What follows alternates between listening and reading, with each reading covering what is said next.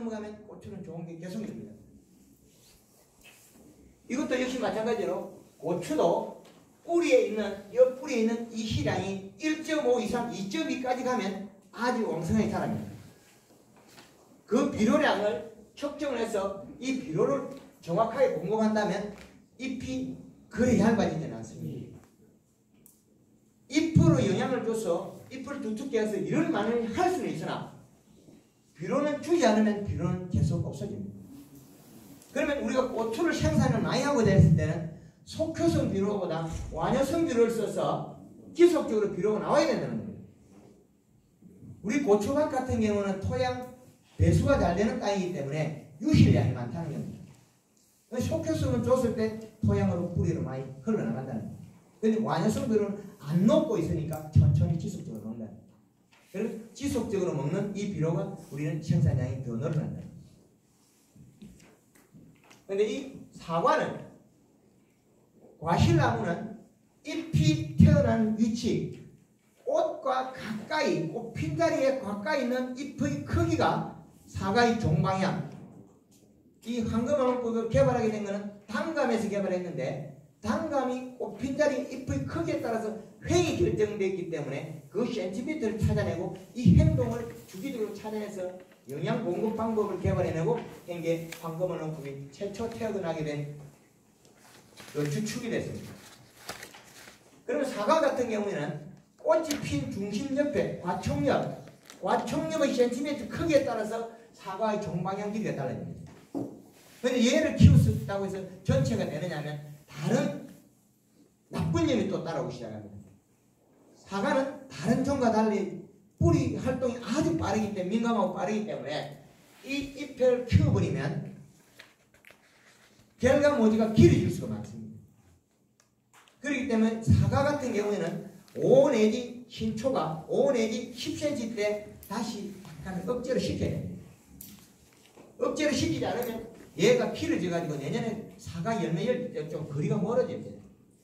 근데 이게 얘가 백화점에 나오는 길쭉하고 큰 사과를 만들려면 이 길어야 되지 안 길고는 이 사과 종방의 길이를 키울 수 없다는 거예요. 그래서 사과 개체수를 많이 달고 하려고 길이는 짧고 이상하게 하다 보니까 사과가 어떻게 되냐 찐빵처럼 납작합니다. 잎은 땡겨놓고 영양은 여기 잎은 살을 찌우으니까 종방향은 자르고 행방향은 늘어나는 거예요. 그러면 사과들은 찐빵처럼 납작하다. 그리고 이 종방향 길이가 자르면 가을에 꼭지 부위가 쪽 쪼개지겠죠. 그거는 꽃 핀자리 잎의 길이가 짧아서 그렇다. 이해되십니까? 이렇게 변화가 일어나는 품목마다 일어나는 변화는 다 다릅니다. 우리 사모님 수박 우리가 여러가 주먹맛하고 비료하고 물대죠. 그럼 잎 두께가 늘어나서 종방향 길이하고 무관합니다. 그렇게 어떤 애는 양이 많으면 수박이 뻥 터지죠. 그거는 처음에 어릴 때 제대로 해가지고 꽃 핀자리 잎의 길이가 짧아서 그렇습니다. 그때 키우면 수박이 요리 길이가 길어지는 게 늘어나게 늘어나는 거예요. 전혀 다른 방법입니다. 그러면 처음에 심을 때 그때 잘해서 종방향 길이를 키우는 건 꽃핀자리 열매 다는 데는 잎의 센티미터로 맞춰야 되는 거지. 그때 물을 내가지고 그걸 한다고 해서 넓이가 늘어나고 뿌리가 양이 늘어나는 거지. 그 크기 종이 길어지는 아닙니다. 수박의 모양을 봤을 때 가령 우리 집 수박이 약간 빵빵하다. 그러면 내가 정시했을 때 어떤 그 잎의 영양이나 잎의 함수량이 부족하다는 겁니다. 탭이나 비료를 지켜준다는 게 아닙니다. 그건 전혀 다른 문제입니다. 어떻게 답변이 됐습니까? 우리 사과 어디 됩니까? 예. 복숭아도 유튜브나 밴드에 다 잘 알고 있고 예. 보시면 복숭아도 역시 마찬가지 종방향 길이는 꽃 핀자리 가까이 잎의 길이에 해당하나 전년도에 충주에서 기술을 5월달에 가르쳐주고 있는데 그분이 자기 복숭아 농사를 짓고 나서는 최고 좋은 것 같다고 제가 가니까 자랑을 하더라고. 잎의 길이를 키워서 종방향 길이를 충분히 키웠어요. 근데 이제 그분이 후기에 연면 12하가 조금 부족해요. 뿌리에서 오는 양이 조금 부족해요. 잎 길이는 길이서는 잎 폭이 조금 작았어요. 그러면 볼때기 살이 조금 작았어요. 그러나 복숭아는 최고였습니다. 꼭지도 길이도 다 됩니다. 그러면 초기에 복숭아나 자두, 살구 이런 것들은 꽃 피기 전에 몸통에다가 영양제를 한번 쳐놓으면 목매시비를 해놓으면 꽃이 크게 핍니다. 근데 꽃이 크게 필 뿐입니다. 이거. 그 다음 단계에서 잎의 크기를 지속적으로 유지시키줘야만이 종방향을 같이 더 길어집니다. 이 작물들은 잎에 물을 뿌리고 영양을 줘야 잎이 길어지는. 그러면 어떻게 우리가 인위적으로 하기보다는 비 오기 전날 잎에다가 영양을 주고 살을 짜나 뿌리면 참 큽니다. 그래서 비 오기 전날은 우리 마늘에도 비가 오면 잎이 살이 빠집니다.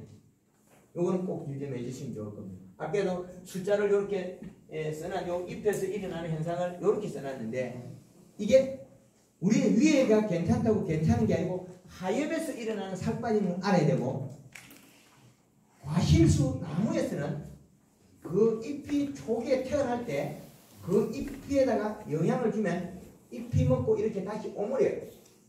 그 비가 오면 더 커요. 크다가 영양이 뿌려서 하면 또 핀다고. 힘줄이 못 들어갈 때 이 몇 번을 우리가 오므려 패트 할 수 있습니다. 힘줄이 굳어버리면 어떻게 되느냐? 힘줄이 굳어버리면 요 끝에만 오므려 패트 합니다. 요 안에는 힘줄이 이미 굳었으니까 안 움직여요. 안쪽에 힘줄이 굳어가 안 움직이고 끝만 이렇게 약간 오므립니다. 뒤에 살이 뛰면. 그래서 또 쑥 하고 이렇게 합니다. 이 식물들이 영양을 먹이가 행동을 보면 참 여기 재미나게 움직여요. 물을 싹 뿌리면 살이 쏙 빠지고 축 하고 이런 행동이 척척 나와요. 그래서 핵과류, 복숭아나 자두, 살구, 쟤들은 열매를 크게 키우려면 스프링클러 때를 설치해서 한 3일에 한 번 정도 열매 시비하고 물을 뿌려주면 얘들이 엄청 커져요. 대섭 자두를 200g까지 키워줘 봤습니다. 쬐끄만한 걸. 그리고 이렇게 어떤 그 좋은 분이 계시면 단체 교육과 전체가 소득이 늘어나는데 영동에서 봄 되면 4사람이 안 내려와요. 자기네들만 딱 배우고 딱 따라가요. 그분들은 이제 봄 되면 내려와서 이제 자두하고 포도 기술 배워가요. 딱 3월달 지금쯤 되면 올 때 됐는데 그거는 자두도 키우고 자기네들 포도 알이 안 터지게 다 배워가요. 근데 이게 역시 식물은 잎의 행동을 잘 살피면 이게 다 나타나 있습니다. 근데 우리가 모르고 헷갈릴 때는 내가 잎을 탈을 찌어나면 뿌리에 비료가 있는지 없는지 잘 모를 때가 있어요. 그래서 과학적으로 기계로 촬영한다면 이건 또 더 완벽하게 알 수가 있습니다. 또 다른 분 질문해 주세요. 선생님, 여기까지 마늘, 양파고 과일이고 입에 영양제로 준다 이렇게 하는데 그 영양제 종류가 확실한 종류를 모르게 영양제 어떤 그 자연이라고 하는 거. 그건 이제 우리가 그건 이제 시중에 어마어마하게 많기 때문에 선택을 해야 고를 수 있어. 그 시장 나오는 게 별로 모르는 게 없어가지고 안 물어봅니다. 그건 뭐 지금 이 자리에서 공개적으로 답변하기 어렵고, 이게 우리가 이렇게 잎에다가 살포했을 때 그 옆에 있는 풀들이 완벽하게 잘 자라면 그건 영양제 좋은 겁니다. 우리가 영양제라고 쳤는데 논두리면 풀들도 안 큰단 말이에요. 그러면 우리 작물보다 풀은 행동이 더 강한 놈이거든요. 그런데 그게 안 큰다면 그 영양 성분은 좀 작물이 조금 약하다. 우리가 안 세다 하는 영양제 좀 쉬어야 되는데 그 영양 성분이 좀 적다. 그 영양제로 내가 참 비싼 거 되고 여러 가지 해봤거든요.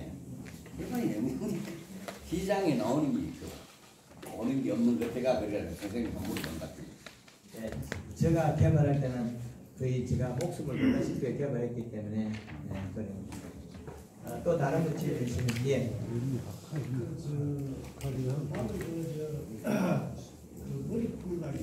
예, 2차선. 마늘 들어가요. 뻥 내는 거예요. 예. 그거하고 왜 그러는지 중점적으로 두 가지만 좀 다시 한 번 더 설명을 좀 해주시고. 요거 설명하고 좀 쉬었다 하겠습니다. 예. 그게 왜 그러냐면 이 잎에서 모든 걸 결정하는데 저희 농법을 하면 3월 20일에 뽑아놓으면 알이 됩니다. 3월 20일에 뽑아가 그늘에 말리면 알이 만들어진다고 해요. 만들어져요. 일반 농가에서 4월 10일에 마늘을 뽑아놔도 대파처럼 말라지고요. 이 말은 뭔 말을 하냐면 잎 속에 영양이 없어 생명이 연연력이 없다는 겁니다. 생명. 그런데 똑같이 비료를 먹었는데 저희 농부는 잎이 살이 찌면서 진녹색이 돼요. 잎이 살이 쪄 있기 때문에 이 뿌리보다 이놈의 마늘이 내려가서 에너지 만들거든요. 잎에서 줄기를 뽑아가지고 우리가 판매하는 것들이 무, 양파, 마늘 이런 게 있지 않습니까? 왜 줄기를 뽑아가냐면 요 영양소가 내려가면 열매를 가기 때문에 줄기를 뽑아가는 거예요. 그러면 얘는 줄기에 있는 영양소가 잎에 있는 영양소가 아주 모든 생육에 지대한 영향을 미친다는 거예요. 비료를 맞아 먹었을 때 얘가 비료는 먹었으나 질소를 먹고 자랐으나 이 잎이 연청색이 된다는 겁니다. 연한 청색. 그리고 스프링클러가 매일 뿌리고 있으면 이 잎 또 역시 맹탕이 돼서 연청색이 됩니다. 잎이 일을 안 해서 몸이 허하다. 먹은 영양소가 비료는 있으되 없다는 겁니다. 거꾸로 이야기하면 내는 씨앗을 결정할 시기가 멀었다고 판단해야 됩니다. 몸통은 컸으나 물을 뿌리가 영양이 없는 거나 비료를 뿌리가 허옇게 자라고 있는 거나 이것들은 잎이 속에 영양 함량이 없다는 겁니다. 영양이 없어서 허옇게 됩니다. 진녹색으로 된 거는 이건 뽑아놓으면 알이 다 됩니다. 그래서 우리가 이렇게 크게 키우기가 어렵습니다. 우리가 지금 하는 방식은 처음에 바짝 키우다 나아졌거든요. 영양이 톡 떨어지거든요. 그럼 이렇게 그 마늘은 작아도 뻥은 잘 안 나온다는 거죠. 그죠? 근데 이게 뻥이 안 나오려면 이 몸이 가분수가 안 되려면 지금 나와 있는 아랫잎 이 아랫잎을 안 죽이면 가분수가 안 됩니다. 아랫잎이 영양이 없어서 계속 죽으면 가분수가 돼버려요. 밑이 작아지고 잎이 큰 걸로 바뀌어버립니다. 그러면 뻥이나 벌마늘이 되겠죠.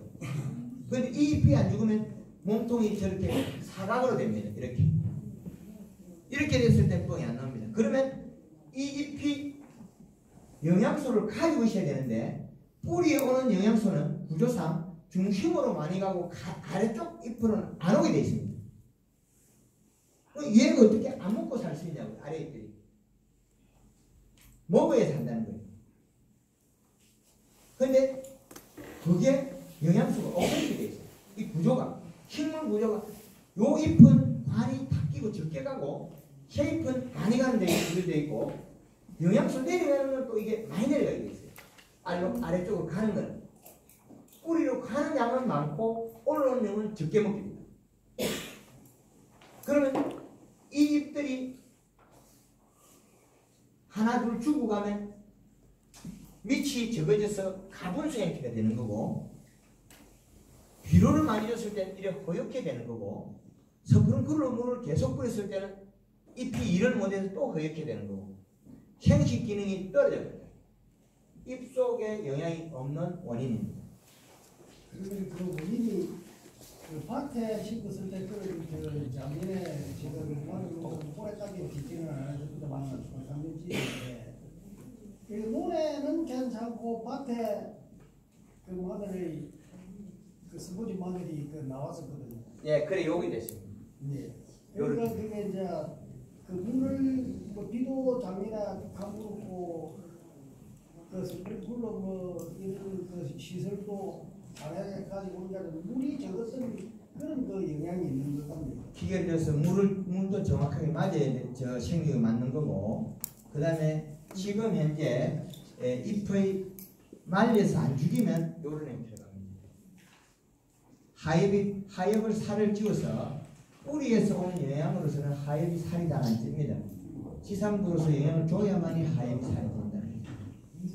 그렇게 잎을 살을 찌웠을 때만이 몸통이 사각으로 됩니다. 이렇게 사각으로 됐을 때는 이 식물이 정확하게 자기 생식기능을 을 자라갑니다. 근데 이 구조가 바뀌면 비료가 후기에 많이 비료가 늘어나도 역시 이런 행태가 똑같습니다. 자기 몸통이 커도 획 바뀝니다. 근데 이걸 돌리자면 요 시기에 4월 5일 요 시기에 저희가 쓰는 영양성분하고 설탕량 2kg와 부분만 살포해주면 잎이 이렇게 석장이 딱 달라붙어요. 그러면서 뻥이 없어집니다. 그건 그리 어렵지는 않습니다. 다루는데. 그리고 꾸준하게 잎을 살을 찌우고 진녹색으로 내려가면 아예 이런 자체는 나오지가 않습니다. 발생 안 합니다.